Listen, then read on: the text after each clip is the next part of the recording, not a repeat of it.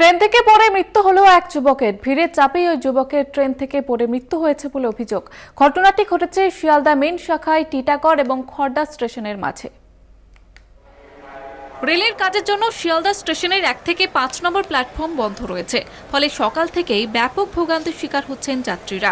দেরিতে চলছে প্রচুর ট্রেন, পাশাপাশি ট্রেনগুলিতে ঠিক থেকে ভিড়ে ঠাসা ট্রেনে ওঠার সময় পড়ে গিয়েই এক যুবকের মৃত্যু হয়েছে বলে অভিযোগ। মৃত যুবকের নাম মোহাম্মদ আলী হাসান আনসারি। প্রত্যক্ষদর্শীরা জানিয়েছেন, শুক্রবার সকালে টিটাগড় স্টেশন থেকে ট্রেনে ওঠার চেষ্টা করেন আলী হাসান। তবে তখন ট্রেনের ভিতরে তিল ধারণের জায়গা ছিল না। ট্রেন চলতে শুরু করলেও দরজায় ঝুলতে থাকেন তিনি। কিছুক্ষণ পর খড়দা ও টিটাগড়ের মাঝে চলন্ত ট্রেন থেকে পড়ে যান ওই যুবক।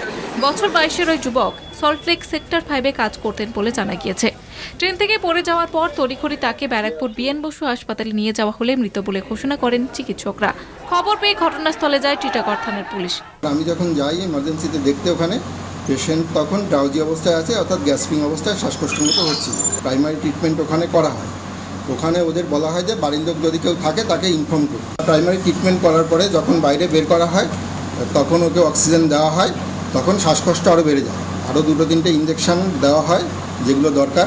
সেগুলো দেওয়ার পরে ভদ্রলোকের আর মুখ দিয়ে গাঁজা বেরিয়ে ওখানেই এক্সপায়ার করে। পেশেন্টের আইদার একটা ম্যাসিভ চেস্ট ইঞ্জুরি ছিল বা হেড ইঞ্জুরি ছিল, যদি হিস্ট্রি দিচ্ছে ট্রেন থেকে পড়ে যাওয়া। আমাদের যা ইনফ্রাস্ট্রাকচার অ্যাভেলেবল তা দিয়েই পেশেন্টকে ইনিশিয়ালি ম্যানেজ করা হয়েছে। আমাদের সেকেন্ড টায়ার হসপিটালে যা করা হয়। শিয়ালদা মেন শাখায় ট্রেনের সমস্যা নতুন কিছু নয়। সময় ট্রেন না আসা, ভিড়ে ঠাসাঠাসি করে গন্তব্যে যাওয়াতেই অভ্যস্ত নিত্যযাত্রীরা। কিন্তু একটি তরতাজা প্রাণ এভাবে শেষ হওয়ায় তার দায় কি নেবে রেল, উঠছে প্রশ্ন। ব্যারাকপুর থেকে জয়ন্ত মজুমদারের রিপোর্ট, কলকাতা টিভি।